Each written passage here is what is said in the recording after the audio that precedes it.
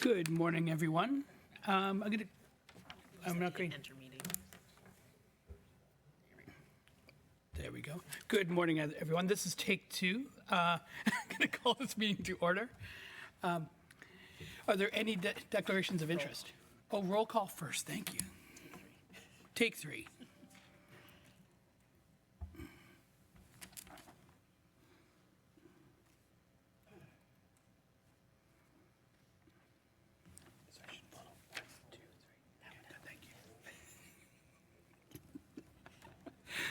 All right. Hey, welcome everyone. So good to be here this morning. Let's go with item 2, which is declarations of interest. And I actually have one today, and I have one on 8.2C. on 8.2C. We're in active litigation with ACOM, so with the Township of Uxbridge. All right, any others? I'd like to declare that I'm interested. Okay. I'm not sure if I'm allowed to talk about it, but I'll ask Jason. All right. All right, sounds good. We're down to 3.1. This is from the minutes on September the 3rd. Okay. Any questions or comments? Okay, all in favor? Good. Yeah, I guess maybe seconded by Adrian. Thanks. That's carried, thank you. And then let's run down to 5.1. This is a presentation from Dan, and it's all about what we're doing with the Whitby water supply plant. A number of members of the committee went and toured that plant.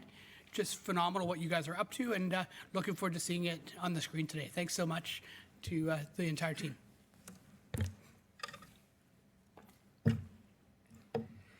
Okay, good morning, and thank you to the Works Committee and the Chair for hosting us today.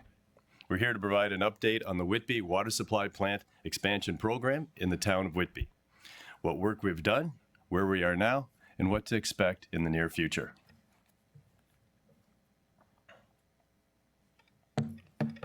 My name is Dan Wechter, Director of the Works Department, Capital Projects Delivery Branch. I'll provide a brief overview of this presentation and the Whitby Oshawa Curtis water supply system and introduce you to our top team members. Beside me here is Hamad Khan. He's a regional project manager for this endeavor, who will provide some background information on the project, outline the planned contract staging and current schedule. Next to Hamad is Mike Harris, who is the manager of our wastewater water infrastructure design division. Mike will review the history of the consulting assignment, amendments necessary to generate most of the engineering work required to expedite this program, as well as the sole sourcing of our filter under drain and Lake Ontario water quality monitoring equipment.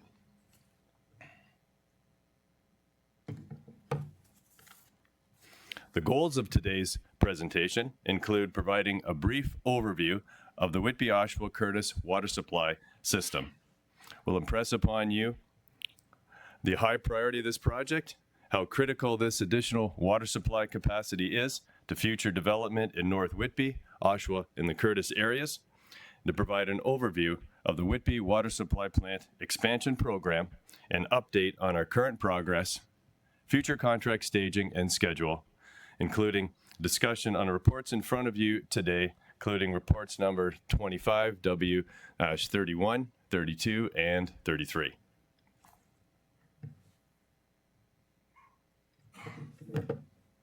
Before we dive into the specifics of the plant expansion, we want to provide a quick overview of the Whitby Oshawa Curtis water supply system shown in the red box.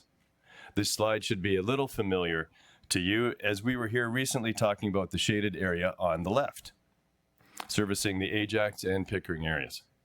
This time, the dot inside the green box is a Whitby water supply plant, and the dot in the purple box is the Oshawa water supply plant. Both plants work together to supply water to this large service area that extends north of Columbus, east of Highway 418, and west to Lake Ridge Road.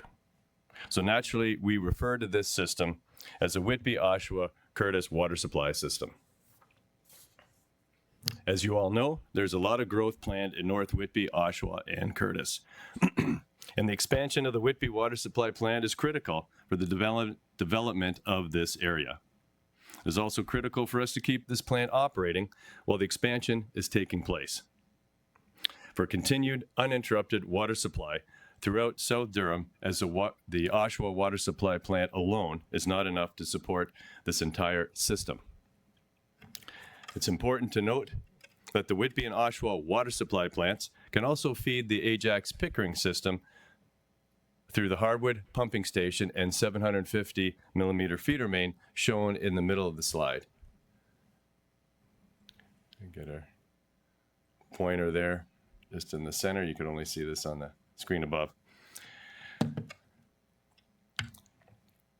So we can also move water from the Ajax plant to the Whitby Oshawa Curtis system via Harwood as well, if need be, and we often do. Every time we perform maintenance in any of these water plants and we require plant shutdowns, redundancy is built into the system to supply water where it's needed.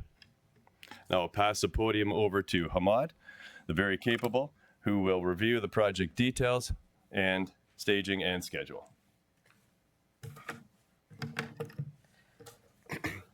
Thank you very much, Dan. Thank you again to the Works Committee and Chair for hosting us today. It was great seeing some of you last week on our tour of the Whitby Water Supply Plant, and it's great to be able to speak to you again today. For those of you who were not able to join us last week, let me give you a bird's eye view and highlight the key features I will be referring to throughout my presentation. The existing plant is located on the south of Water Street and is a brown U-shaped building to the east constructed in the 90s. That one right there.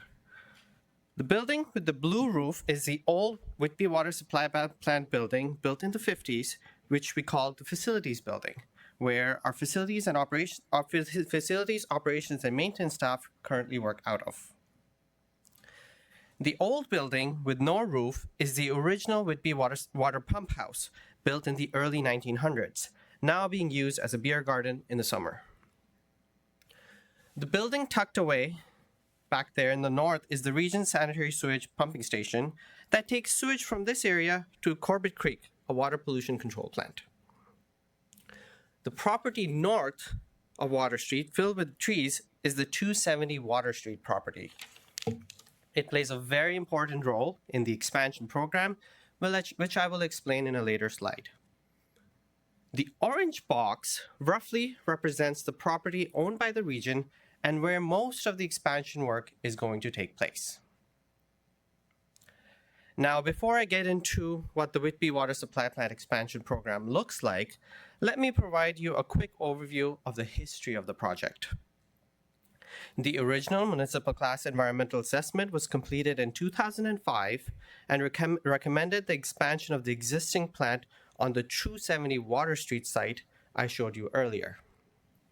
In 2014, the original consulting assignment was awarded, and after preliminary design work and geotechnical investigations were carried out, the 270 Water Street site was deemed unacceptable for the plant expansion. In 2019, a Class E addenda was completed and recommended putting the new treatment expansion on the south side of Water Street. In 2023, another Class E addenda was completed to sort out supporting infrastructure such as existing and future power, public parking, stormwater management, and future town Whitby uses, such as staff parking. So, what does the Whitby Water Supply Plant expansion actually look like? The main goal is to double the plant's capacity. The current net treatment capacity is 109 million liters a day. We are aiming to increase that net treatment capacity to 218 million liters a day. Now, that comes with major challenges. We're working within a very limited footprint and tight environmental constraints. And we need to keep the existing plant fully operational to meet the current maximum day water demands throughout the entire construction process. And due to the complexity of the project and the need to keep the existing plant running without disruption, the work has been divided into 6 separate construction contracts as shown on the slide. I would like to also mention that because there is limited footprint on site, new treatment technology was required to fit within the available space. And to support the planning and assess the performance of this technology, the region procured a pilot plant to test and demonstrate its capabilities. The pilot has recently arrived on site, marking a key milestone in the project. Overall, this phased approach allows us to progressively build all the infrastructure needed to support the added treatment capacity while staying within the site's space and environmental limitations and maintaining full operation of the existing Whitby water supply plant. Now, I'll walk you through each of these contracts and what they involve in the next slide.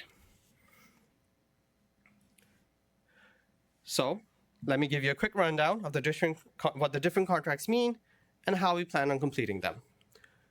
Contract 1 involved replacing old assets and existing equipment from the facilities building to inside the existing water supply plant building, knowing that the existing facilities building has to come down in the future to make way for the expansion of the plant.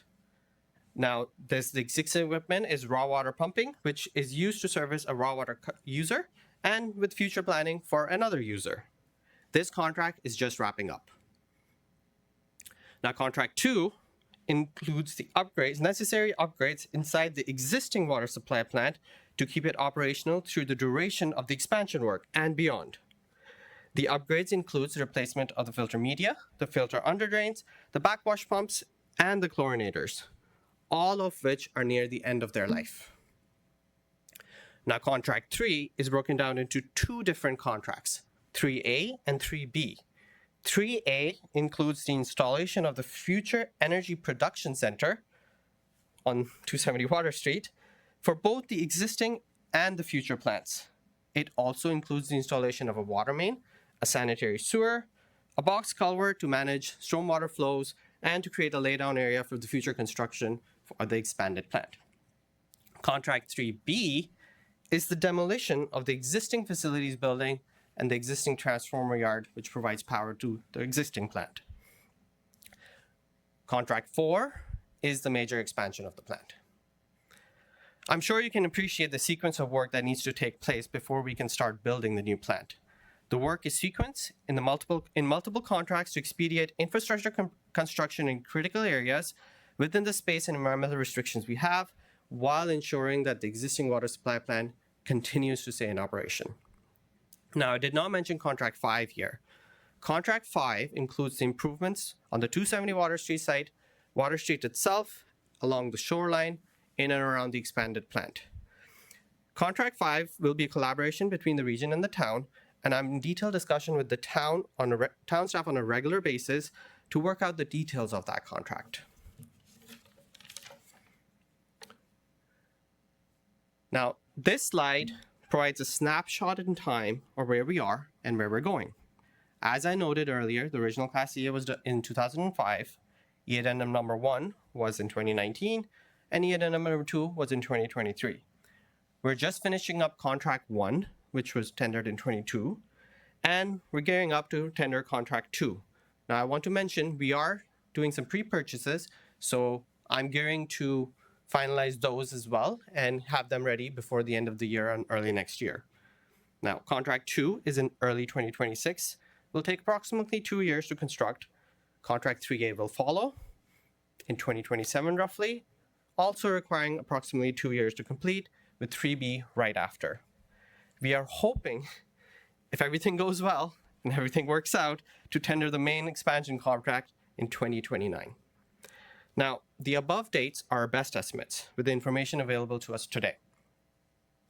We are working as hard as we can to match the pace of development to ensure that the expansion is completed when it's needed for development. Now, here's a snapshot. Here's a snapshot of what we expect the site to look like near the end of 2028, after the completion of contracts 1 to 3. You can see the energy center is installed up in the north there, if this thing works. Okay, well, up in the north there is the Energy Center, along the 270 Water Street area, along with the public parking and the laydown area for site trailers for the future expansion. On the south area, the future plant property is ready now for the expansion purposes. Now, on this slide, we have prepared a final conceptual rendering of when contracts 4 and 5 are complete. You can see on the north side there, I've labeled them there, we have a secure parking for region and town use. We also have a public parking lot for public use. On the south, you can see the rendering of the expanded plant. And again, the rendering may change as we go into detailed design and we start working out the details. And it doesn't show the improvements the town of Whitby is planning for Water Street reconstruction. Now, it is our concept. It may change, but that's our best guess at what it might look like once contract 4 and 4 essentially is complete.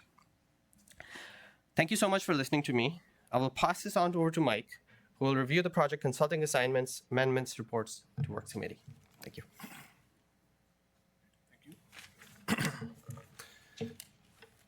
All right, thank you, Ahmad, for that great overview of the project.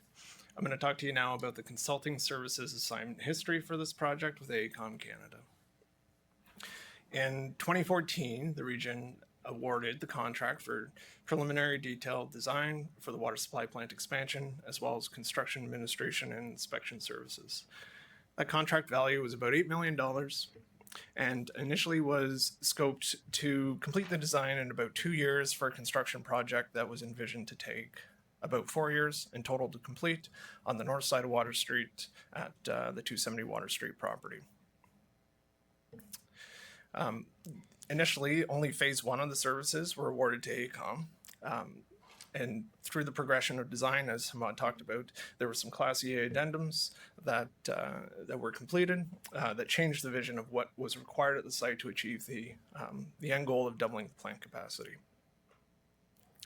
In 2021, the second phase of engineering services were released to AECOM with council approval. And since then, we've executed 10 consulting service agreement amendments with AECOM for a combined total of about $10 billion for various services. These have been reported to council via the semi-annual budget management policy bylaw reports. These services include a lot of site investigations, geotechnical investigations, some archaeological work, natural environment work as well, detailed design services for the preparation of the contract documents for contract 1 and contract 2, construction administration services for those 2 contracts, and some scope for linear design on Water Street for water main and sanitary sewer replacement.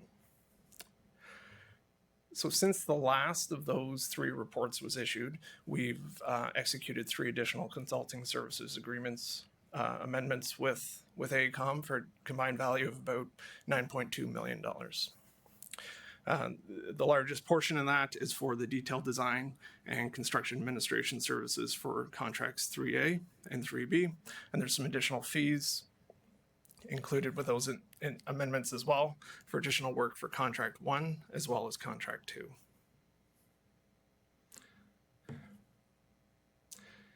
All right, so looking ahead, the part of the Works Committee Report 31 that's with Works Committee today is for the amendment to reconcile the detailed design services and construction administration services for the main plant expansion contract. That work is broken into 2 phases, one of which is for detailed design services to get us to the point that a tender package is ready. The second phase is for the construction administration and inspection phase of work for that main plant expansion contract. As Ahmad talked about, the scope of the plant expansion has evolved quite a bit. We've moved from 1 contract with a 4-year construction tenure to 6 contracts now with about a decade of construction tenure is what we anticipate seeing for the implementation of the entire project. As Ahmad noted, there is contract 5 as well, which is for finishing the area outside of the plant once it is expanded and online to make it look good on the waterfront of Whitby and to interface with what the vision is for Water Street, the town of Whitby's project that's exciting for the reconstruction of that part of the waterfront. We haven't included any detailed design services for Contract 5. We need that picture of how that work is going to come together contractually and what it's going to look like to crystallize with the town of Whitby's vision before we're able to scope that work for a consultant. All right, so why AECOM? AECOM has spent, since 2014, a lot of time assisting staff in making key decisions on what this plant expansion needs to look like moving forward. We've completed a lot of work. Contract 1, we're about to issue $18 million in pre-purchase for electrical equipment that has long lead times on the plant, and we have Contract 2 about to roll out as well, and AECOM actively working on Contracts 3 and 3A and 3B. So AECOM have been, part of the team making decisions with region staff for a decade now.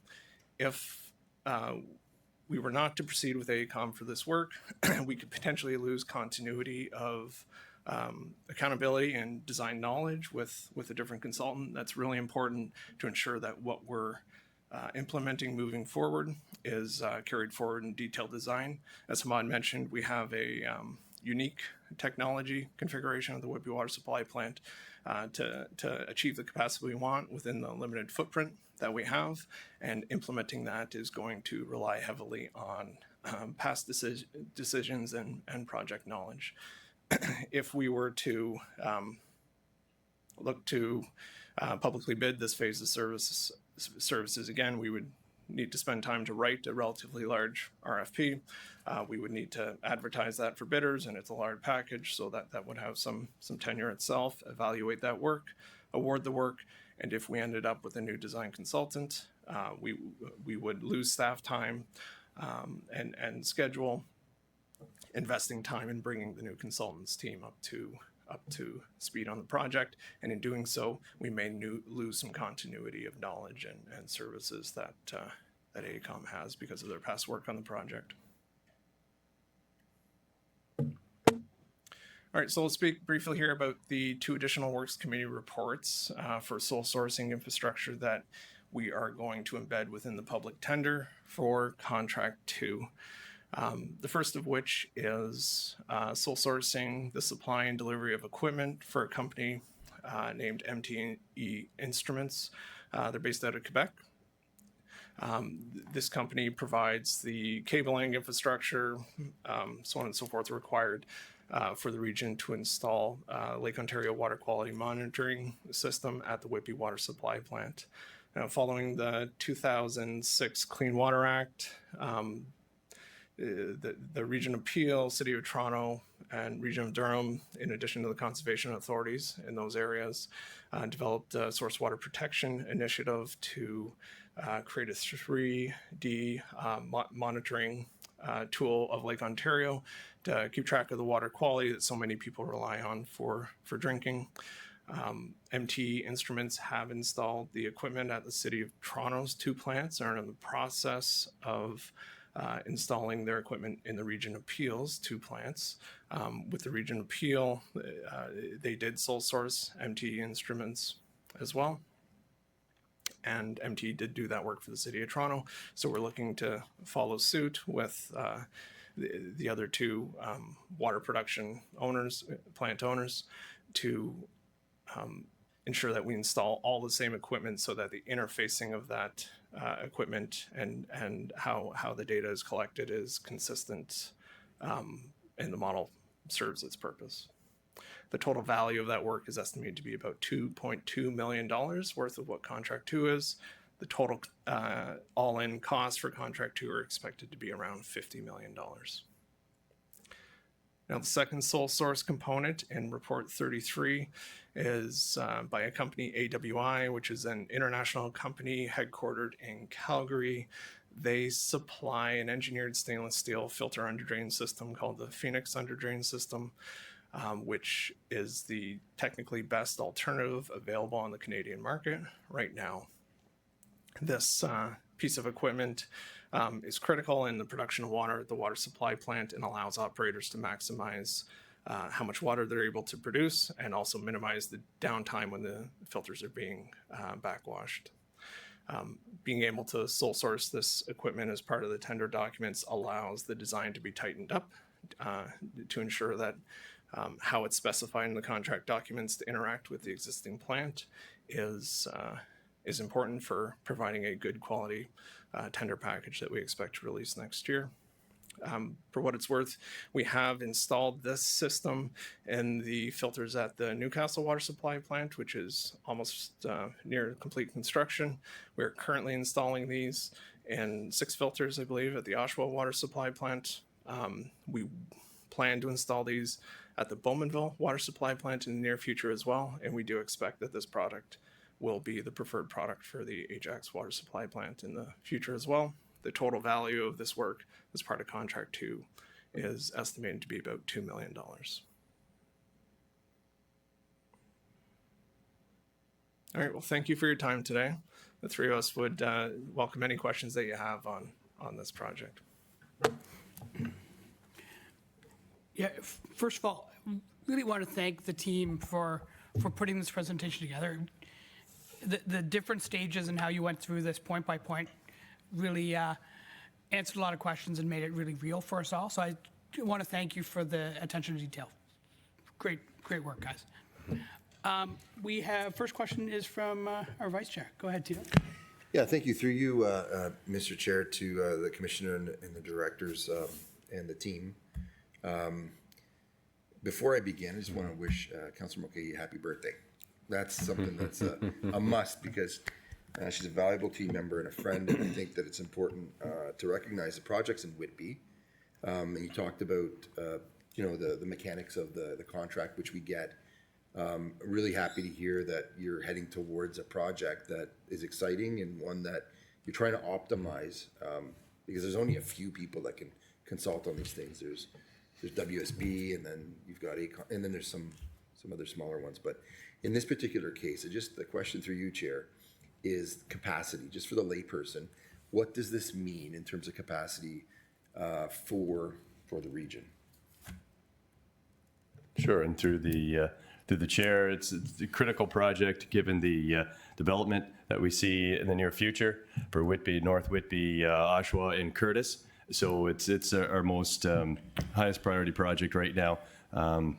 The Oshawa water supply plant and Ajax plants have all had some maintenance work performed, upgrades, and some emergency work. Now it's Whitby's turn, and the capacity is critically needed, and we're on schedule to meet the future demands. But it's critical that we keep this project on schedule. We've got, as Mike had described, some pre-purchases that are going out very soon, $20 million worth of work there in order to expedite the future contract staging, and then the critical asset management work at the Whitby plant. We've had filter failures in some of our other plants. We're trying to avoid that with Whitby and secure that water supply for the next few decades while we expand the plant. So, in the grand scheme of things, this is the most critical project, and we're really focused on it and want to bring this home as quickly as we can.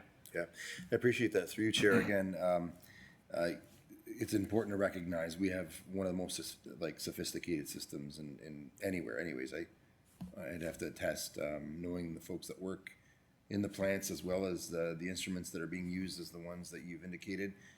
We have a very sophisticated system, and recently I know that the commissioner and the director and those who responded to my inquiry did so promptly because they were confident that we have safe drinking water.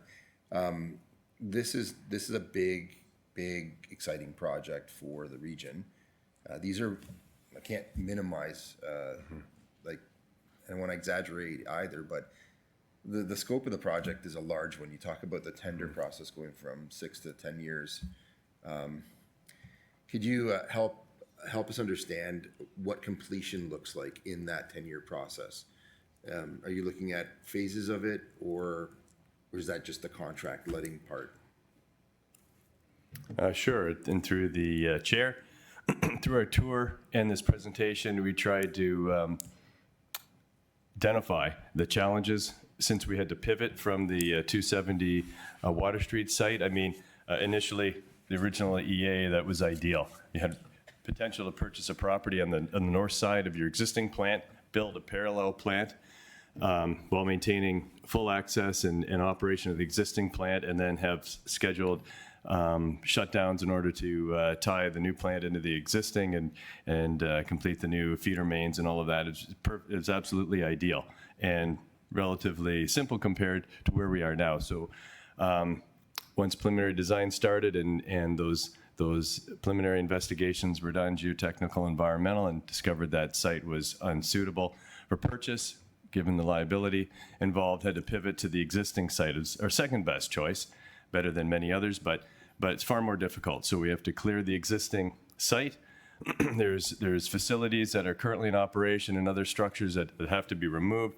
There's the existing substation that has to be, basically, it's at the end of its service life, has to be replaced. And all of this, we have to operate within fairly tight space restrictions on the existing site. We don't have enough room, so we are going to make use of 270 lease portions of it from the town of Whitby. And as Hamad pointed out, we're strategically putting some infrastructure, building that ahead of time. We're building a lot of these things in parallel so that we can have it all ready when we get in complete the final plant expansion. So as Mike and Hamad pointed out, we've got 6 contracts.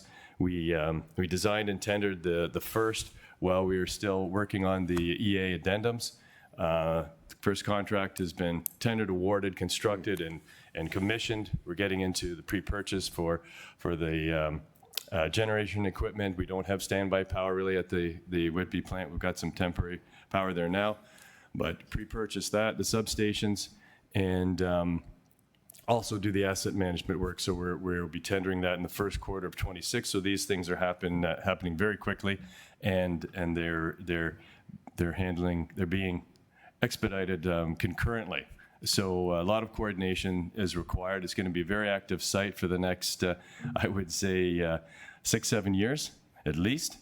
And we've got a great team together now, and very confident, and great coordination with our partners in the town of Whitby and all the regulatory authorities and other rights holders and stakeholders. So we feel confident, and we look forward to delivering this for everybody. Appreciate that.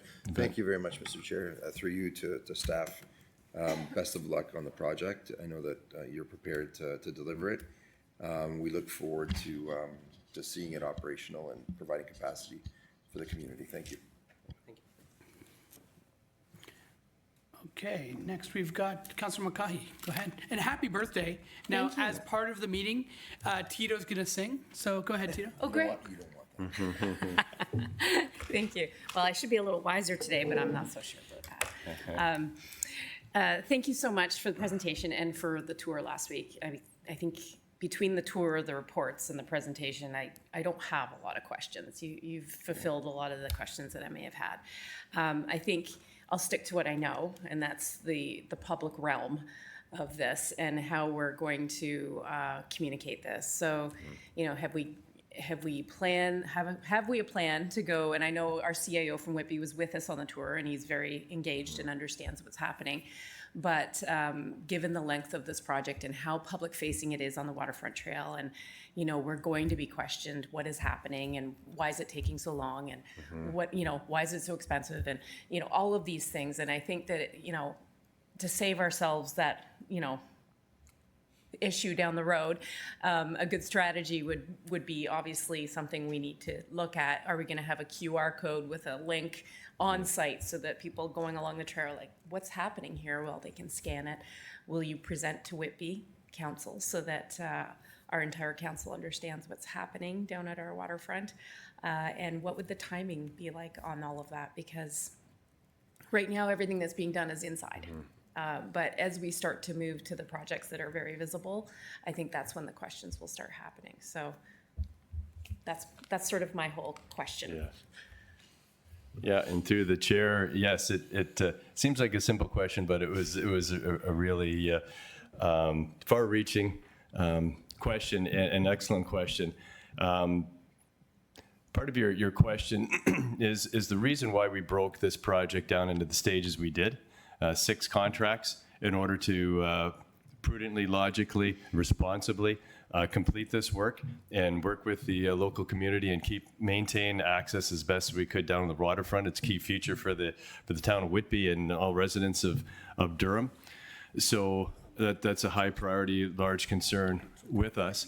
So that's all part of our strategy. We've got a robust communication strategy planned. We're well into it. I mean, we tendered the contract 1 in 22, so that process has started. We've really enjoyed the collaboration with your town staff and communication personnel, and everybody on our regional team has been very helpful, and got pretty good feedback from the local residents who were making full use of the waterfront while we were constructing phase contract 1. There was a lot of earthworks and works down at the outfall and intake, and they were very patient. So if necessary, Hamad and Mike could jump in and tell you more about it. But yeah, this is the paramount and really fed into our entire plan for this expansion. So maybe Hamad can elaborate a little more. Yeah,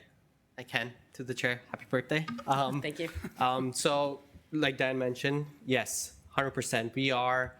So there are major works that happen. There are minor works that happen. Both major and minor get communicated. I speak to the town first, and let them know what's going on. Then we have internal documentation communications prepared. Now, just an example, when contract 1 is happening, there was a lot of work around the trail. That was all very well communicated, and we're trying to keep up with that as well. Any site work, any equipment, any activity, let's call it, that happens on site gets communicated well in advance. And just to add, in our planning of things, we are cognizant of the events that happen down there. There's some events that it'll get really, really packed there. So we try to avoid those windows for our work well in advance. Like, I'm already planning next summer. Like, okay, what are the summer events? Talking to the town staff. Hey, what is Parks doing? What events are you doing? And try to keep that on our agenda, and then come up with a communication strategy and plan.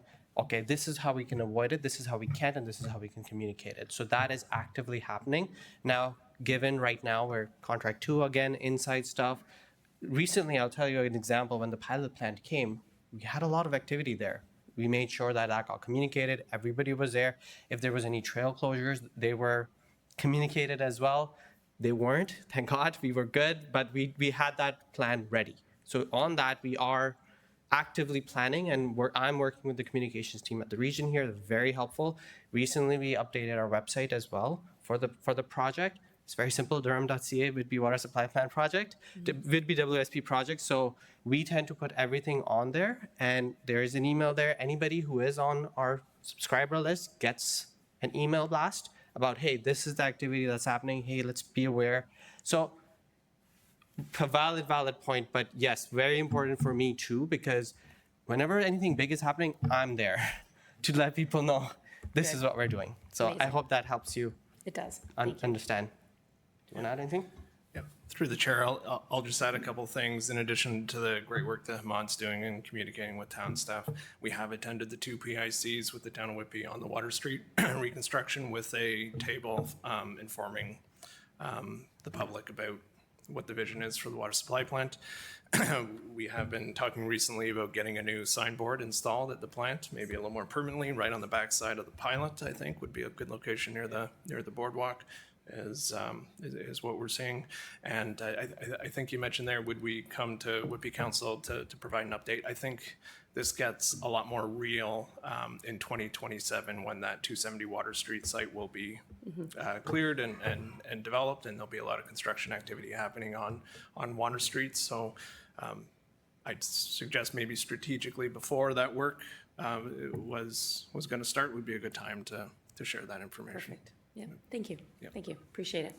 That's all, Chair. Ed, thank you. And thanks for taking communications so, realizing that it's a critical piece of this, because it's important to make sure the residents understand what we're up to. Mayor Foster, go ahead, sir. Thank you, Mr. Chair. So this is an opportunity for you folks to see if I was paying attention. At risk of oversimplifying, you've been at this since, you've been at this for over 20 years, from beginning to where we are and probably 10 years out. So a 30-year project. The guesstimates, and I know that this is a broad guesstimate, about somewhere in the area of $500 million potentially for the whole kit and caboodle. Is that reasonable? Yeah, and through the chair, it is. It's a little north of that, I believe, 500 to 600 million, but right in the ballpark. Oh, and I bring that up, and I'm looking at our CAO. As we come to budget discussions and looking at water sewer rates and speak to the province, why we have the money in DC funds. So one project, $500 million, and we will be seeing the debt projections moving forward. I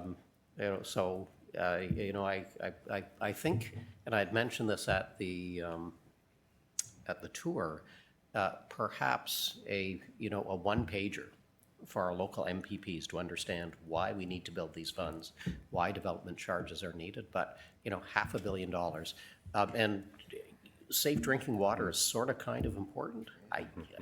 So for what you do down there, and you are, in very real fashion, you are building the airplane while you are flying it. I can't think of a better example of doing that. So, Mr. Chair, thank you. More comments and questions, but thank you for that. Hey, thank you very much, Mayor Foster. Next, we're going to go to Chair Henry. Good morning, and thank you, Chair. Just a first quick question is to you and to the Commissioner. We have a number of capital projects coming up. There's billions of dollars worth of work. Would it not be worthwhile creating a specific webpage, not just an address that something along the lines of Building for Tomorrow, and people can click on it and they get a summary of the project? So not the engineer, no offense to the engineers, but a project summary for every project we have in the region. I think of Bowmanville Avenue. I can think of this plant. I can think of the water treatment plant in Oshawa. $55 million there. I think, name something like Building for Tomorrow, something quick, something easy, quick summary, picture, updated on a regular basis. This project is incredibly important, but the public should have the ability to understand that. I agree completely. Can you take that as direction? Yeah, we'll certainly work with Allison Corporate Communications, yeah. At least the top 10, the big ones, yeah. Yeah, the big, everything over $50 million. That would be fair. Well, bridges are, bridges are $30 million. I think the big projects where the public is going to have some disruption, Bowmanville Avenue here, going forward, we could maybe even include some of the work that's going to be happening related to nuclear and the increased volumes of traffic related to what's happening in Curtis, what's happening in Pickering. I think just a different approach so the public can click on there. It's really simple, a blurb, a picture, and then updated on a regular basis.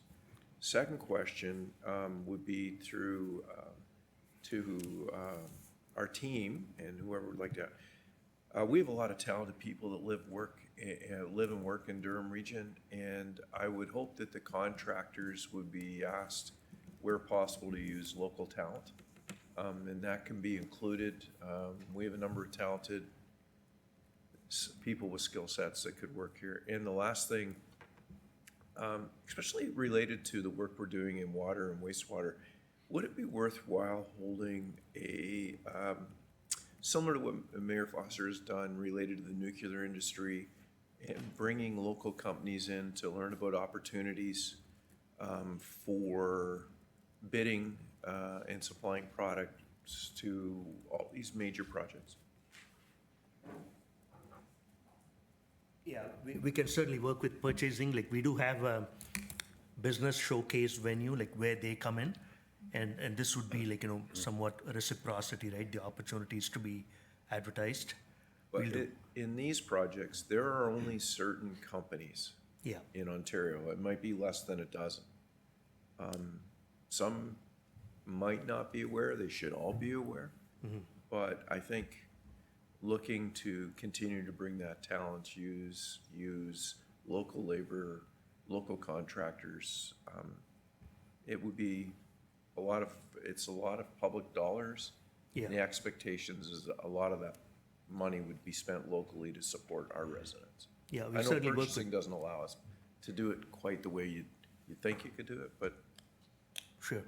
Through the chair, like, we will work with purchasing on seeing what the venues might be. perfect. Thank you, Chair. Just a friendly amendment to your recommendation, if you don't mind. You talked about 50 million kind of being the baseline. In addition to that, why don't we have the top 2 projects from each municipality there? Because, Uxbridge, Brock, Scugog, we don't have very many $50 million projects, so just so when our residents go, they know about the $10 million roads project or bridges or whatever, so just, Well, you could look at the $15 million at the pollution control plant, or the water plant in Brock. Yep. The work that's going on around the hospital Yep. Yeah, Yeah. the key things, right? So- yeah, 100%, just to make sure that we're covered on those. And great point, especially in this economy when the housing starts are so far down, to make sure that we have local people working, I think is critical. So thanks for that, Lance, appreciate it. Okay, next, we have Councillor McDougall. Thank you, Mr. Chair, and thank you for the presentation. Nothing is more exciting than engineering construction projects, especially when, for me, it's around water and wastewater, in the sense that I know it doesn't seem exciting, but that is one of the great blessings of living in Canada, is knowing when you turn on the tap, you can take a glass of water and drink it right away and not have any fear or worry at all. It's pretty amazing. This is exciting. So, question quickly is, what is the Energy Production Center, I think it was called? What is the purpose of that? Yeah, I think we'll let Hamad speak that in detail. Thank you very much for the question through the chair. So the Energy Production Center is what powers the plant. So right now, the power we get coming into site goes through a site that's next to the existing water supply plant, which is the transformer yard. So it's transformers, switchgear, all the energy equipment to bring power to the plant. So we're moving that north to this energy center, we call it. It will house transformers, generators, and switchgear equipment. So it handles the incoming power and supplies that power to the plant. And in case of a power outage, the standby power for the existing and the future plant. That's what it is. Okay, so it's not like a standalone cogen plant in order to produce power because we can't get enough power from the grid? No. It's we're getting power from Elexicon. We're using transformer to step it down and bring it to our site. Yeah, no, I just wasn't sure if this was similar to Yes. West Yes. Whitby, where they can't get power at all because it's just not available. Yeah. The only generation is the standby power for emergency purposes. Right now, Whitby does not have standby power. So if there's a power outage, Whitby plant is offline. Okay. So this will allow us to have that standby power in case of a power outage. And through you, Mr. Chair, will the standby power allow for the complete powering up of the plant, or is it just for essential functions? So it will be for the complete, through the chair. It will Thank be you. for the entire plant, all the essential water treatment components and the essential lighting and auxiliary things that we need. It is, the plan for the standby power is all encompassing, meaning that it will be for the demand that we're going to get now and in the future. So there are going to be 4 generators there. We're putting 3 right now, room for 1 more in the future.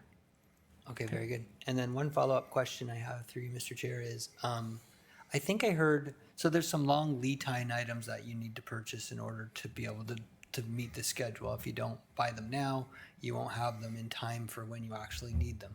I think I heard discussion, and just following on Chair Henry's comments, in terms of purchasing Canadian. If it's possible, I mean, we don't want to spend 5 times as much to purchase a Canadian product as an international one. But are we trying to purchase Canadian long lead infrastructure or even short-term products to build this plant, or is it just, regular tendering as per normal?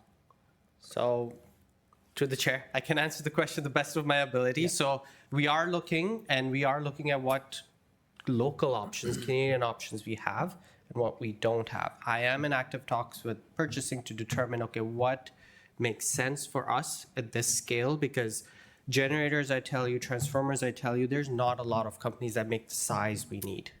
So we are limited in that, but at the same time, through our policies, like we are working with them, then I'm working closely with purchasing to determine what can be applied with the preference to be local, wherever we can, whatever tools we have. Do you want to add anything to that, Mike? No, you're good.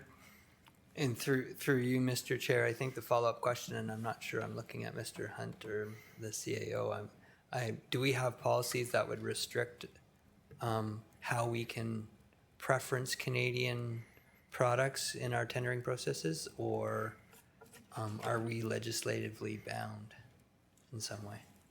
Jason Mr. will Chair. provide more details, but through you, thank you. Mr. Chair, we have amended the policy to focus on Canadian, international, before we go to the United States, given the current situation. But I'll ask Jason if he can comment on the legalities of that. It does follow in the footsteps of what the province is also doing. Yes, thanks, and that's exactly correct. We did look at our treaty obligations. We looked at our requirements under broader public sector purchasing, which come from the province. We've revised our policy and practice in purchasing in a way which meets both of those legal obligations, but achieves the objective that the CAO mentioned, which is to prefer wherever possible Canadian products, and where that's not possible, to look for alternatives outside of the United States. So those are the two guiding principles of purchasing along those lines. Okay, very good. Thank you. Thank you all. Thank you very much. Yes, thank you very much for that. Just to pivot back to one of Councillor McDougall's points, can you talk about what's happening maybe before you put that generator in, but what happened in the past with this water plant, the steps you had to take if there was a power outage? Probably a Hamad question. Thank you very much. Yeah, to the chair. So Whitby and Oshawa share, like how Dan has showed on the slide, share all of that. So if there's a power outage right now at Whitby, Oshawa is there to support. There's also Harwood pumping station that's able to move water over from that side. But if there's a wider power outage, then we're in trouble. Oshawa does have backup power, but for a certain time period, not for a longer time period. So right now, that's what happens if Whitby were to go down for any sort of longer period. The capability for Harwood is limited, and Oshawa itself cannot service such a major area. So the expansion of Whitby is very important for one of that reasons, where if there is an extended power outage, we could be in trouble if there's a long power outage through the bigger area. Okay, thanks for that. And our vice chair has a question, but before we jump to him, can you talk about the new technology and what this does for water quality? So for the average person who turns on their tap, what's the difference between what the new plant will provide and what this plant provides? So to the chair, honestly, Lake Ontario water is already very, very good. So I don't anticipate anybody feeling a lot different because the water right now is amazing. So technically speaking, for us working at the plant, there's algae. So we have new technology that will help with control of that. Right now we have chlorine at the plant. We're going to put UV. So the chlorine addition would go lower because now disinfection is through ultraviolet light. So in that realm, there are improvements. Will an average person be able to taste the difference? That's a hard question because the water is already very good. It's not, Lake Ontario is a very, very good source of water. Okay. So I hope that helps provide a little bit more into, it's not like you'll drink it and you'll be like, oh, this water is, wow, this is so amazing, because it's already so amazing. Okay. So then the only difference might be the lower chlorine levels? Yes. From a taste perspective? From a taste perspective, yes. Okay, excellent. Thank you so much. Yeah. All right, let's go back to Councillor Marion Pietri. Go ahead. Chair, just to simplify things, I'd like to speak to the report at the appropriate time. So I don't know if we can advance it while staff are here, or if you wish to wait as the agenda proceeds, but it would be pertinent for us to advance it and speak to it and have it dealt with and moved out of the way. So I'll move to alter the agenda if we have to. Sure. To bring the report forward. And so, yeah, how about you probably want to bring A, B, C, and Yes. D forward? Okay. Oh, yeah, sorry, B, C, and D.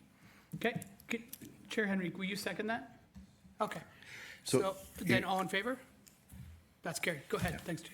No, I appreciate that. And I appreciate staff answering questions. And I think that just from the last question that you asked, Mr. Chair, you can see the improvements in the technology that we have. And I'm sure that as we move forward, I'm not going to speak for what could happen, but should happen is that we take a look at the advancement of technologies like the infrared systems and actually, apply them so that, the chlorination, not just the cost, but just the overall, consumption is reduced, and I think that's important to recognize. But I do want to touch on some very important items that I believe the chair brought forward in good faith. Local talent is where we can actually get the most bang for our buck, because the components are very specialized, and some of them come from different parts of the world. But the folks that are going to be installing, building, and operating the facility, that's a given. We hope that that's a foregone understanding that we look for local talent in order to activate the site. And I say local talent for those who may not understand what that means, and I hope you do. I'm not trying to speak in tongues. That's the workers that are going to be building the site, assembling the equipment and working there. We hope are going to be drawn from a local talent pool, because I think that's how we best grow our economy.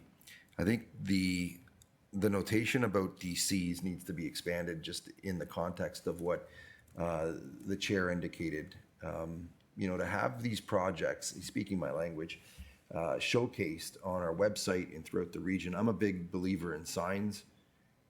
So if we're going to have, obviously the digital stuff, that we have a sign up that indicates the investment, the tangible investment that the region is making, because I think people deserve to know where their money is being invested, and how. So that to the point that Mayor Foster made, I think a lot of folks may think, okay, this is solely from tax dollars that are collected. We hope that we get to the point where we have 100% of it from development charge monies or growth-related monies and revenues that are earned, if not, for the provincial interventions. So I do think that we have to expand on that understanding if we are going to be posting anything in the public realm on our websites, because that difference, there's always going to be someone that says, no, it's all from the same pot. It's not. And I think it's important to recognize the work that this council, the committee, and the staff as a whole are doing differently. And I think not just creatively, but strategically, in order to advance a more affordable way to do business as a region. And the reason why I say that is because we're speaking about a very large project, and this is over $500 million. This isn't chump change.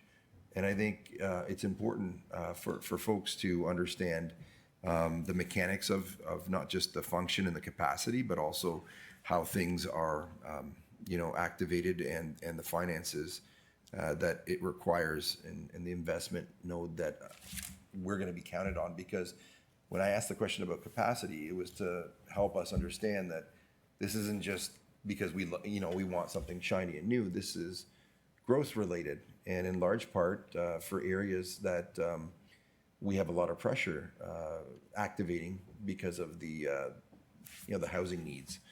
So as we move forward as a region, I think it's important to evolve the way that we communicate this stuff, and definitely do so without sugarcoating anything. In this case, I want to just conclude by complimenting, because I think the foregone conclusion is, well, that's what you guys do, so what's the big deal? These are, there's some moving parts to this stuff. When you see it built and done, you just look at it from the outside, and I think we always talk about, turning the tap on or flushing the toilet and thinking that that's where, it's just magic. But this stuff has, a number of different components that have to be not just regulated or managed, but, very, very closely monitored in order to optimize exactly what we're trying to do. So in many cases, in many communities across even the country, they don't have a system this sophisticated. So it's a compliment to the folks that bring us the project, deliver it, and those who operate in the plants. But I have to say, just as an additional closing item, we expect performance from AECOM, because whoever designed this project, and you know what I'm talking about, better have gotten it right, because the cost overruns and the change orders, if there's a contractor, whether local or someone that obviously is going to be a little bit bigger, so they're going to use local talent, has to start changing stuff because the design's not right, AECOM better take responsibility, because we don't want the taxpayer on the hook for a fight between, contractor and designer.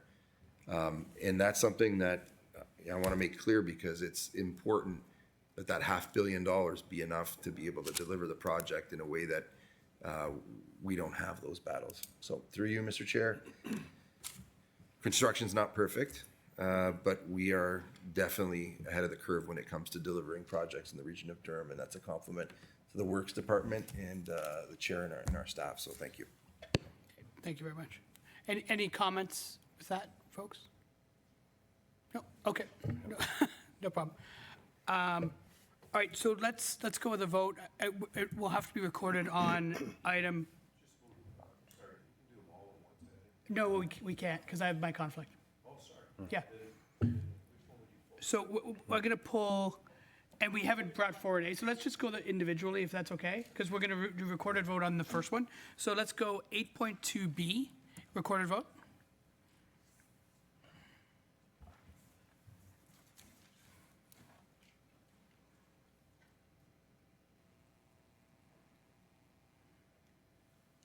There we go. Okay, so that is carried. Let's go 8.2C and 8.2D together, if that's okay. Recorded vote on those two as well? Okay, sounds good. All right. We're doing both, right? 8.2C and D together? We'll do separate votes. Oh, we're going to do separate votes. Okay. My left ear is telling me that's better.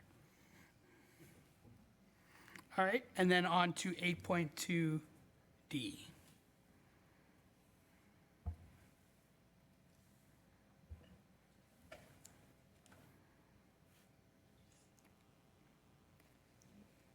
Okay, we're good now? Yeah. I think I did this. There we go.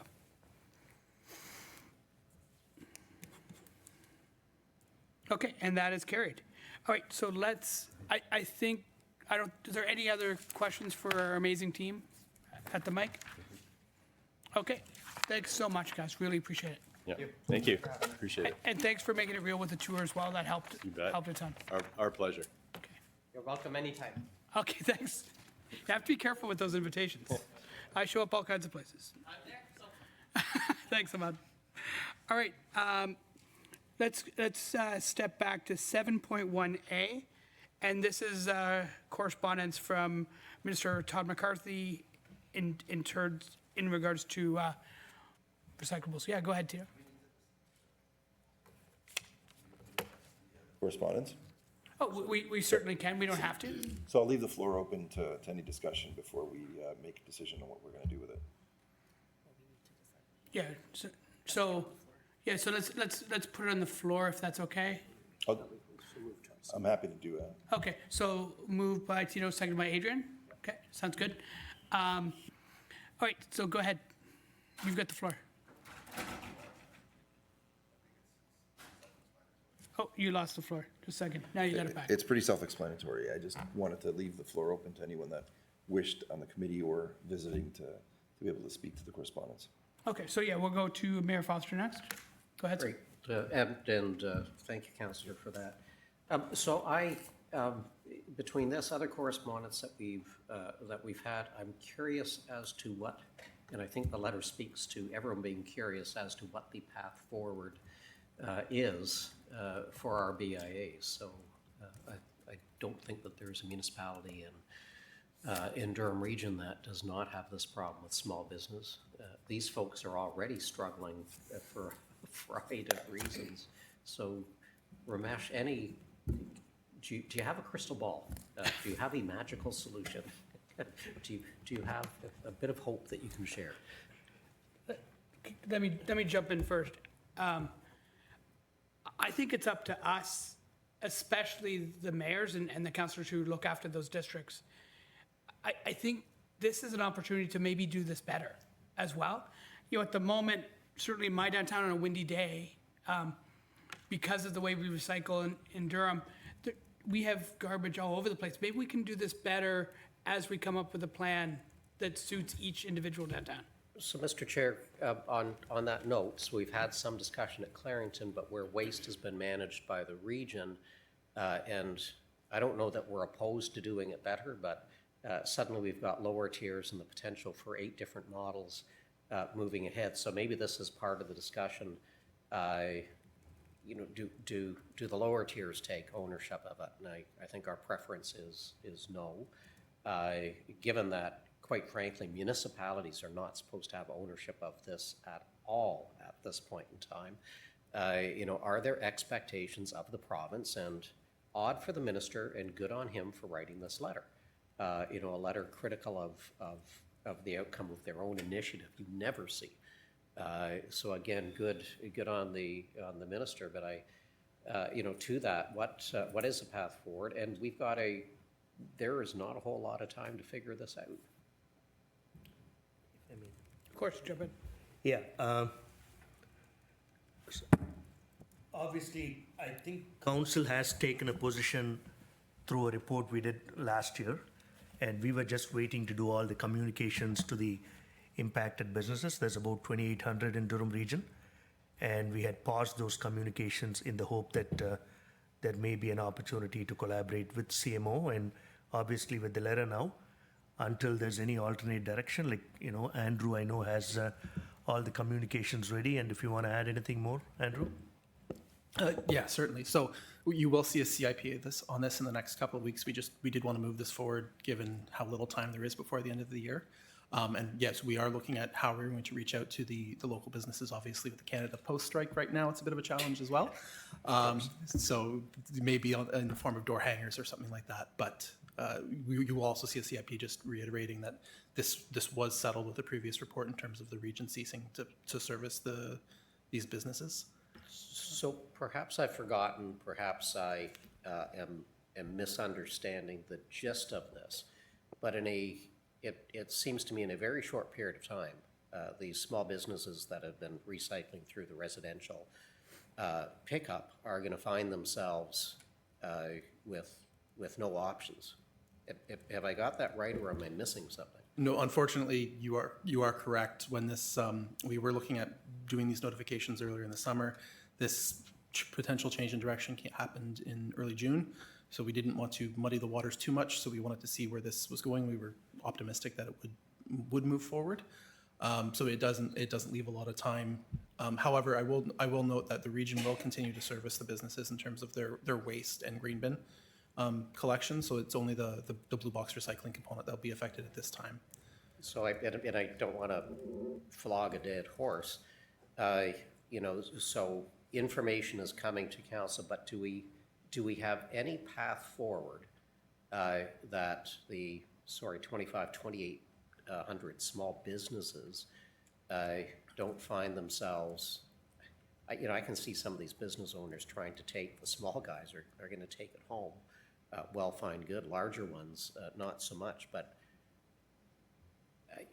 I'm really at a loss as to what we should be doing moving forward, because this is, for some of these small businesses, this is going to be a crisis. I don't know what I can add other than to say that we can look at this through the budget process, but as you know, bringing the budget in on target is a very very difficult at this time, but we're happy to have those discussions. The reality is, though, it's not intended to be a regional responsibility, and it's a real problem. I can commit to following up with Andrew and Ramesh to see if we can provide some options to the community, but I'm very concerned that it not have an impact on our operating budgets. Yeah, and so I agree. And even if we put a budget item, a line item forward, what a mess. I still don't know how, so council says, please take care of this. I still don't know how we do it. So perhaps we can talk a little bit more, perhaps through ACTEV engagement with the BIAs. So the OBIAA, the Ontario, the broader association, perhaps they've got some direction. And again, odd letter, but if I'm a business owner that generates a reasonable amount of recycling, anyway, thank you. This was perhaps therapy as much as anything else. Okay, next go with Councillor McCaughey. Go ahead. Thank you, through you, Chair.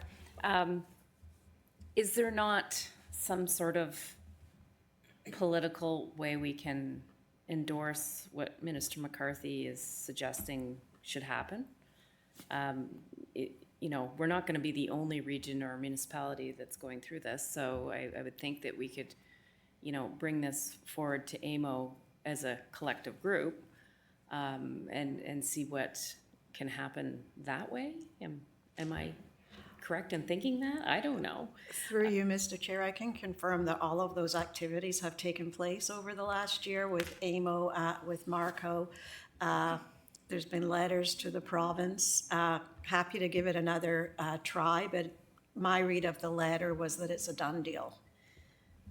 Thank you. So, I mean, it's a done deal as far as where we are at this moment. But I mean, he clearly is on board with what we're saying. He clearly sees that. So do we let it sort of fall apart and then bring it back again? Is that a strategy that can then happen? I don't know. I'm spitballing, but I think that we're going to see this fall apart very soon.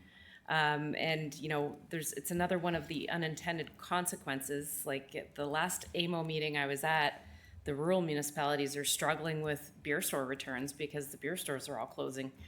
So, the charities that collect them are driving hours to return empties to collect their money. So, this is another one where it just wasn't thought all the way through. And, I think there might not be anything right at this moment, but after we see it fall apart, there's definitely some more advocacy down the road, I would think. So, can we put it on the clipboard to just come back to as we see this happen? We can certainly do that and see how we make out, add it to our advocacy strategy. We do have a Marco meeting coming up in a few weeks, so we can raise it in that agenda also and see how the other regions and single tiers are dealing with it. Yeah, I will bring it to our AMO caucus again, but it's, this letter has just been, it's recent, and seeing the actual minister sending this out is rare.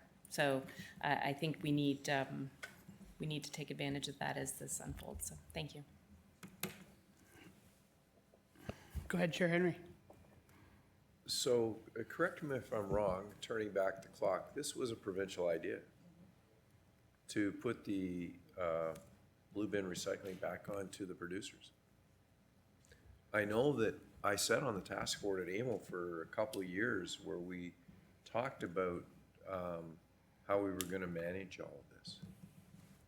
This is going to be a real problem for the mayors of the communities and that's all 8 that have active downtown. So I think just receiving this for information is probably not really appropriate. I think to change the recommendation that this letter be forwarded to AMO, to the lower tier municipalities, and that we ask our CAO to continue to advocate where possible, and that if we need to do something in a bigger way, the only other thing I could suggest, and excuse the sarcasm here, is if you put a speed camera beside the waste, maybe it would be removed. Sorry. Here,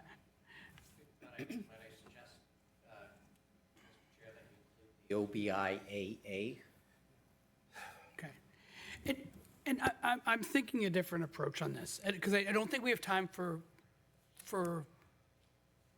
waiting for these political steps. I think we all know this is a problem. This will have a very significant impact on our downtowns, and our downtowns are critical to all of our success. All of our economic development talks about the downtowns of Durham.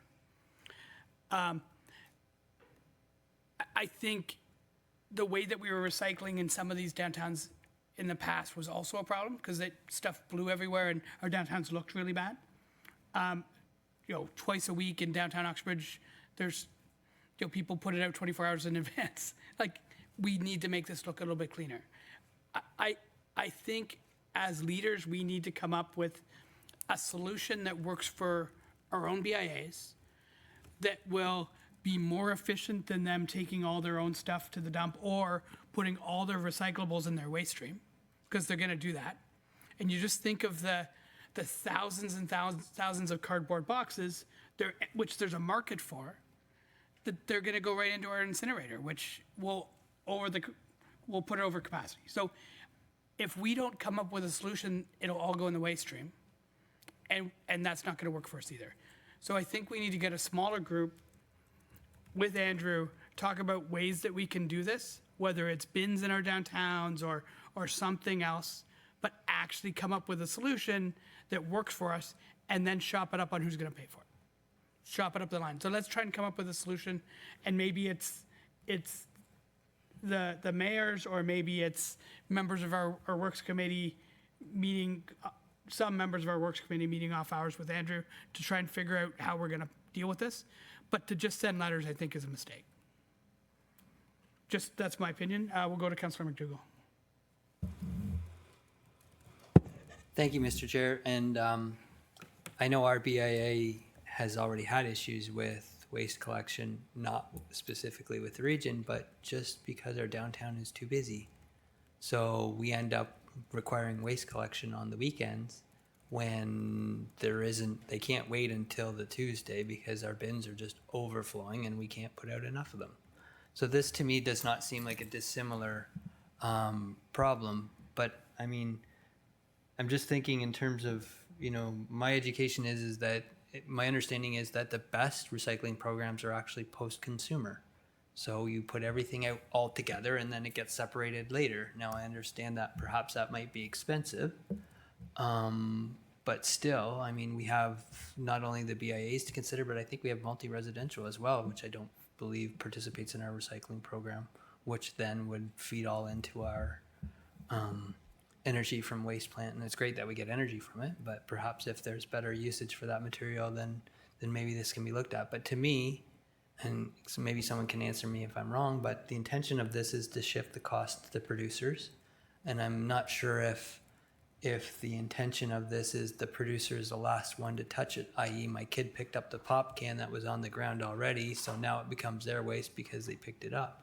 But is the intention of this to shift the cost to the producer? And if so, could eventually not the province steer this towards some form of post-consumer waste separation through our contractors? Through you, Mr. Chair. Yeah. Thanks. Go back to Councillor Marin Pietri. Go ahead, Tia. Yeah, I just listening to the discussion, I think everyone's making a valid sort of pitch to recognize that we've got an issue here. And I appreciate the minister coming forward with that letter. Minister McCarthy's been very good to the region, and it seems to be shooting straight on this one as well, which is refreshing. So that's appreciated, but I think while we may have gone to Marco and AMO and are looking at different options internally here, it may be time that we actually ask for an appointment with the appropriate minister at the province and meet with them, and actually help them understand what the mechanics are. Because I had the opportunity to actually meet with some of the ministers recently, and I think they appreciate the sort of face-to-face, this is what we're experiencing. Whether, there's changes that come from that or not, that's a different story. But I tend to think that it actually gives them perspective from politician to politician.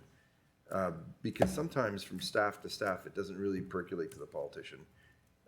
No offense to anyone, but that's just a reality that unfortunately we haven't reconciled in thousands of years of government.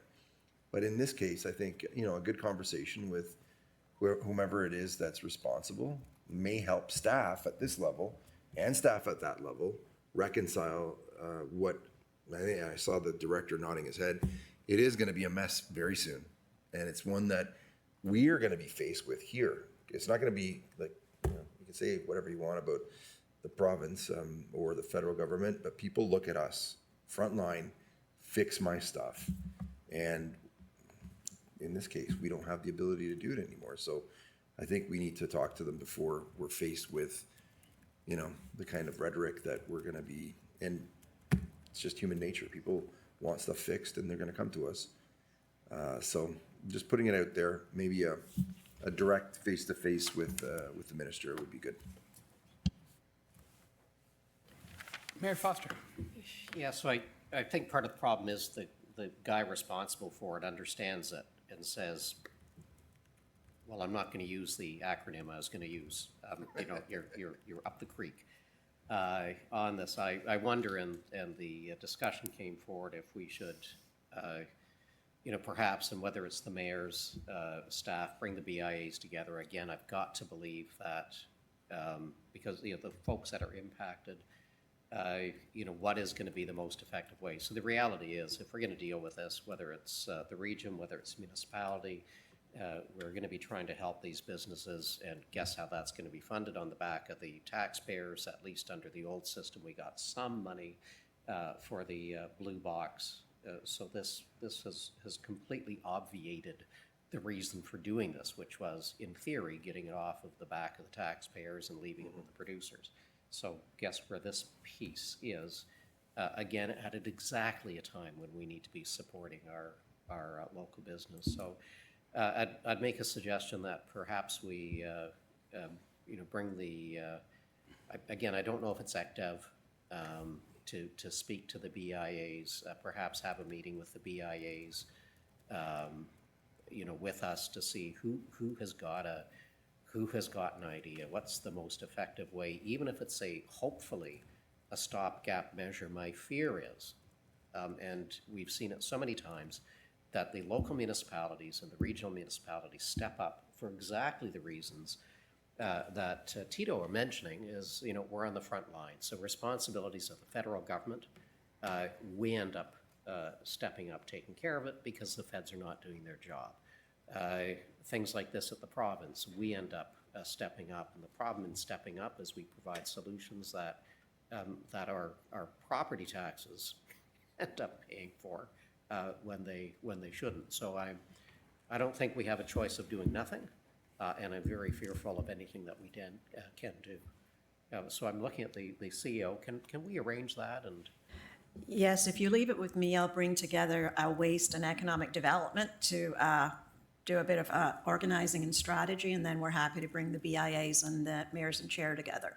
So in the meantime, I'll make a commitment to, we've got 3 different BIAs right now in Clarington, so I'll make a point of bringing, having a chat with them, so we've got a sense. Thank you. Mr. Chair, thank you.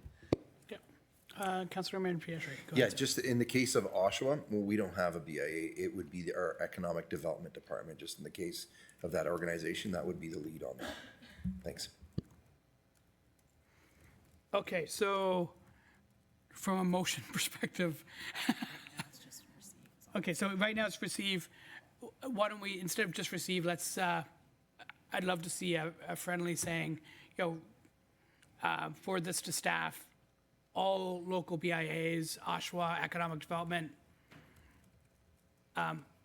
Anyone else I'm missing? Okay. Just a second, let's go, Councillor Cook, go ahead. Oh, just a second, you're still muted, I think. Okay, now you can go, I think. There you go. Better. Pickering as well would fall under the economic development, not BIA. Okay, sounds good. So, Thank you. So that we forward this to all the appropriate organizations. I wish we had a solution before we forward it to them. Right now, we're forwarding a problem with no solution, that's all. All right.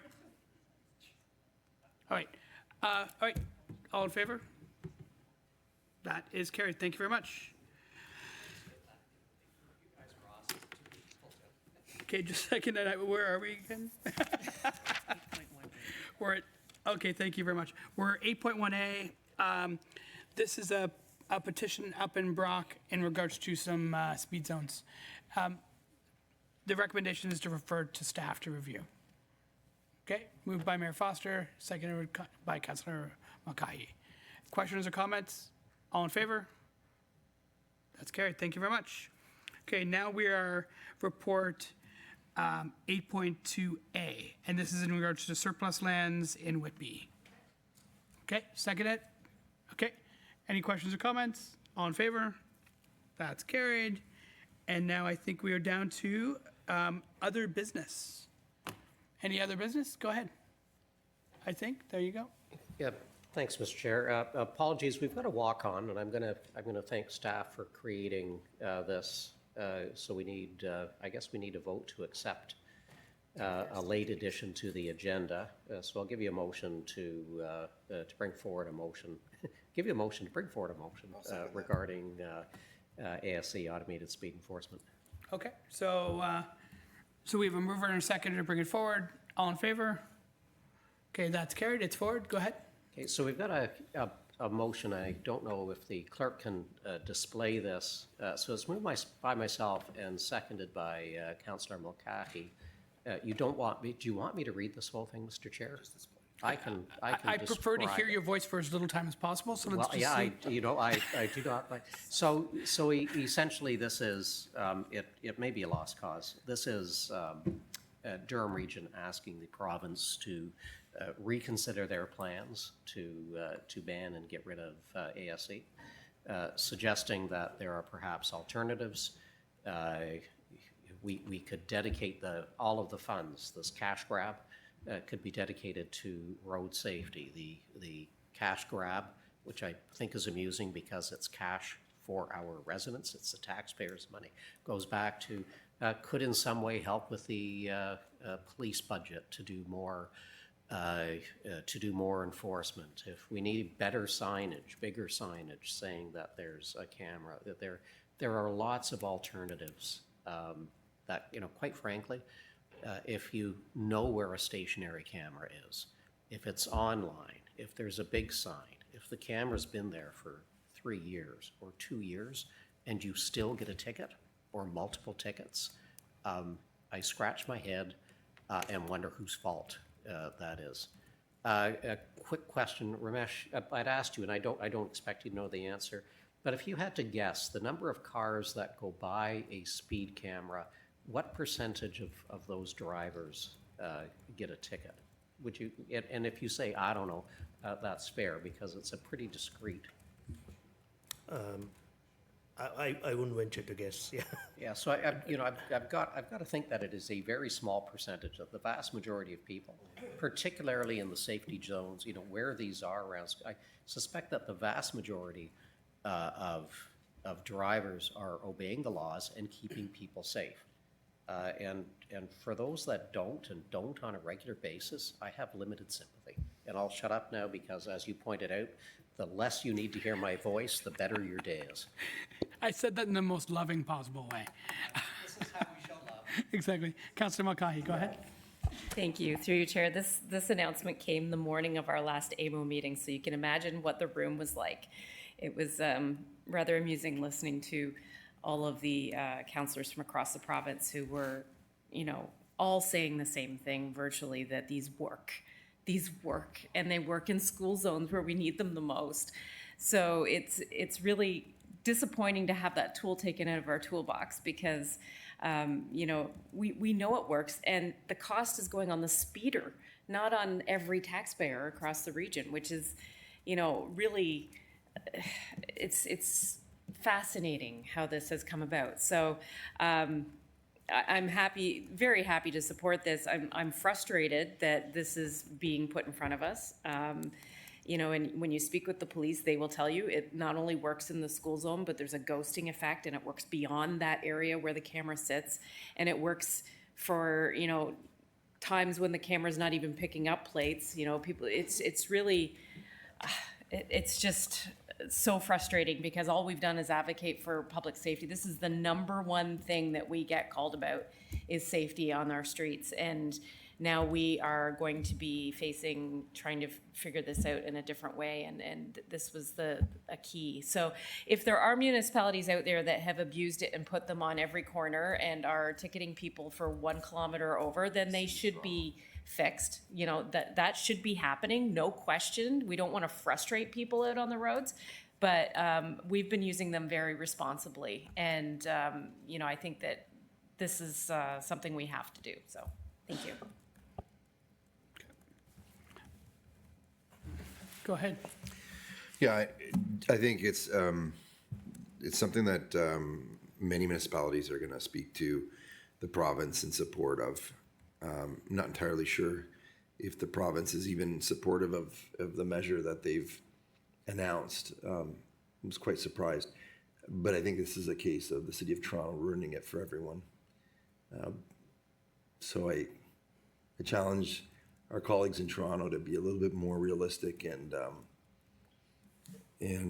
help us that aren't part of the municipality of Toronto deal with the service improvements and provisions that are necessary in our community by not ruining it for us, and maybe making amends with the Premier and the province and trying to do something that's a little bit more reasonable, a little bit more Durham region-like in that case. So I know we're just speaking to ourselves in this room right now, but you know me, I'm not shy.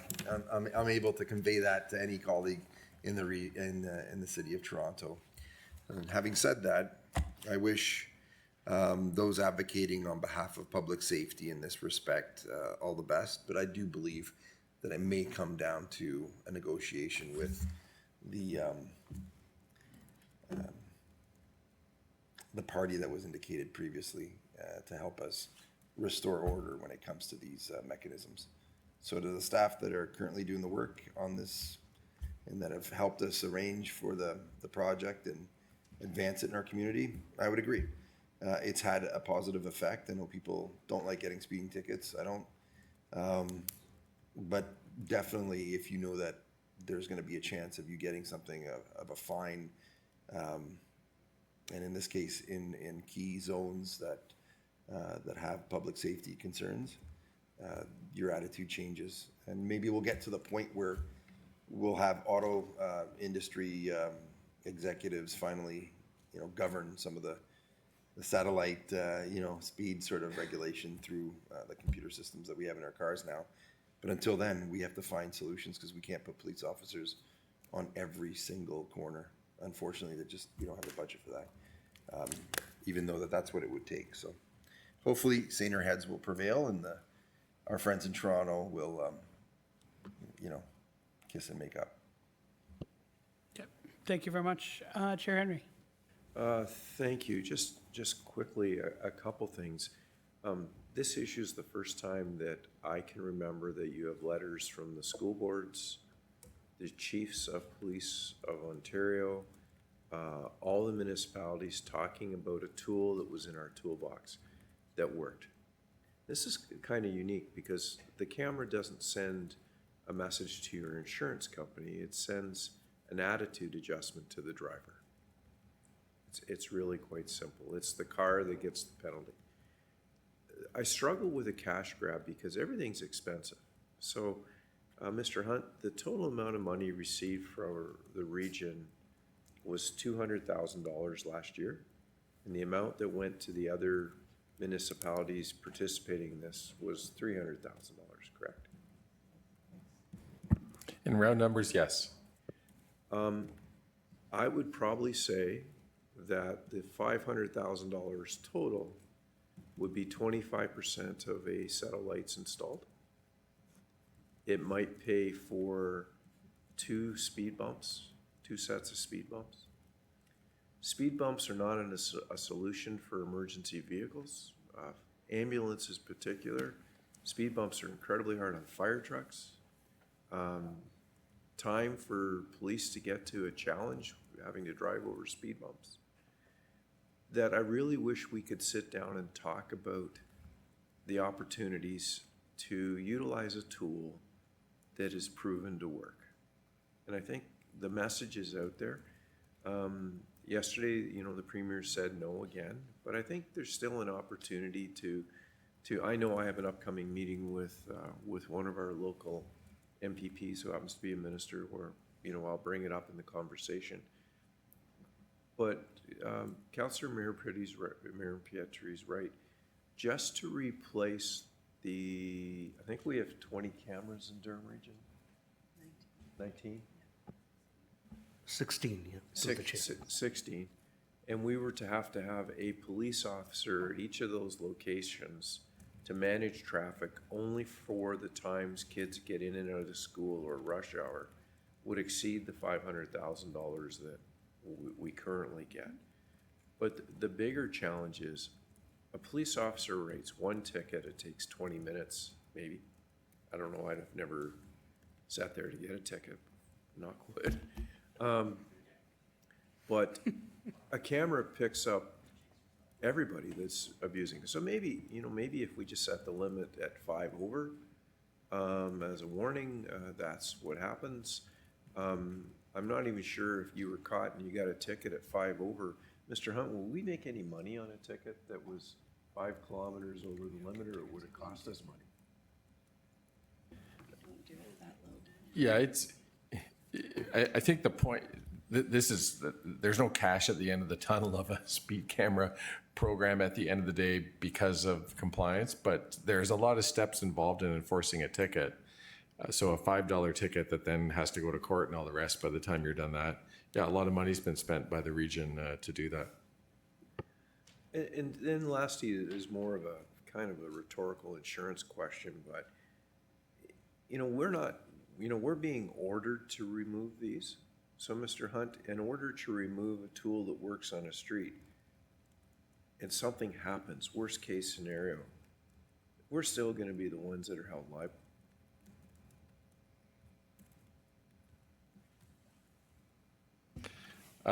I'm not going to admit to our liability, but we are the responsible road authority for these community safety zones.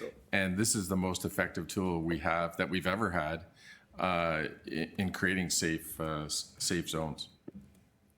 So I didn't want to put Mr. Hunt on the spot, but there again, you've heard him. We do our best each and every day, but this will add increased costs to everything. Maintenance, policing, we worry about children around schools now. This was one of those things that helped us a little bit. So anyways, maybe I'm hopeful that they reconsider and we are able to use a tool that really did work. Thank you, Mr. Chair. Next to Mayor Foster. Yeah, thank you. Just very briefly, Mr. Chair, I think I articulated earlier that while I moved this and Councillor Mulcahy seconded it, it was staff that carried the burden of writing this and recognizing that it should be brought forward. So kudos where kudos are due.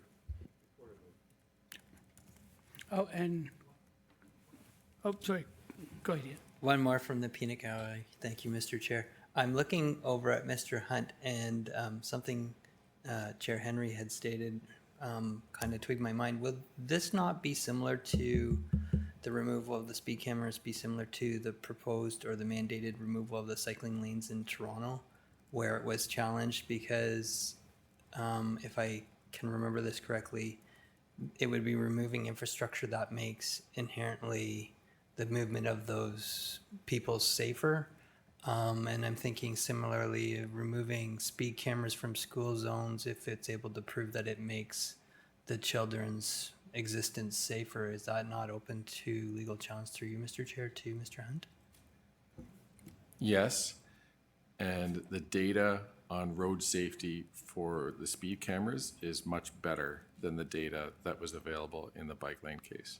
Oh, as a cyclist, that hurts. Okay, thank you very much. Okay, so we do have a motion on the floor. Recorded vote has been called. Is there any other people who want to speak on it? All right, so all in favor?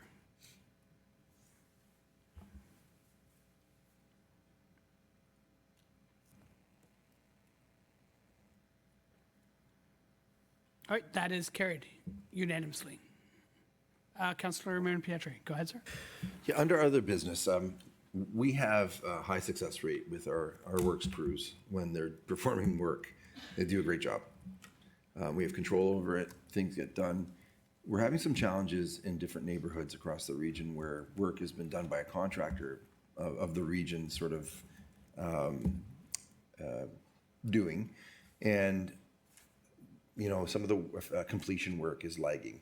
It seems very benign to speak about it in this room, but it's starting to add up, and you know the days become months. Is there a coordinated, aside from our 311 system, but is there a coordinated inspection department that looks at these particular jobs? Because here's what's happening: the work that's performed is done. Folks are happy that their infrastructure is fixed, but then we end up looking really bad because all the good work that happened is all thrown away with the perception that maybe a few rolls of sod haven't been laid yet. And in this case, I mean, there's a few other cases. I just wanted to see whether we can have a discussion internally about how we're going about following up on what the contractor's completion responsibility is, and whether or not those ETAs are a little bit longer than they should be, because it is adding up in terms of the calls that we're getting from residents about projects that have been performed by the region but need to be completed by the contractor. Through the chair. Without knowing the specifics of a project, every regional project, we do have a full-time inspector. And obviously, when the project is given substantial completion, we go into a 2-year warranty period. You know, during that time, it's really based on complaints, other than the obvious ones we know are deficiencies. But when you're talking about grass and sod, like, they have to be on a complaints basis. Like, we do random inspections after the fact, but during the warranty period, often the contractor has planted the grass, and you know, maybe the resident is not watering, or maybe they didn't do a good job. Until it comes to our attention, it's a little bit difficult to do proactively. But certainly during the project, we do mark all the deficiencies, and the inspectors do follow, like, post-substantial to make sure it's followed through. But if there's any pattern that you're seeing or any specific projects, like, please do bring it to my attention. No, I appreciate that, because I think that it compromises our image as a region. And I will bring it forward because there is a pattern in the quality that the contractors are leaving behind upon completion, even when they do complete the project. So I get that we're looking for the lowest bid sometimes, but I just want us to be very careful. Whomever is inspecting, maybe have an internal discussion. Say, listen, if this is your property, is this inspection something that you would like to see passed or not? Because I think then that, that relates to the quality of work that's performed, and also especially our image. So I'll leave that. The second item in terms of other business is signalized intersections. Obviously, there are a number of municipalities waiting for their signalized intersections. I ask the same question every year as we head into the budget process. The signalized intersections that have been approved, do we have a list of the ones that are going to be activated soon? Because some appear to be lagging in terms of the timelines on the list that I originally had.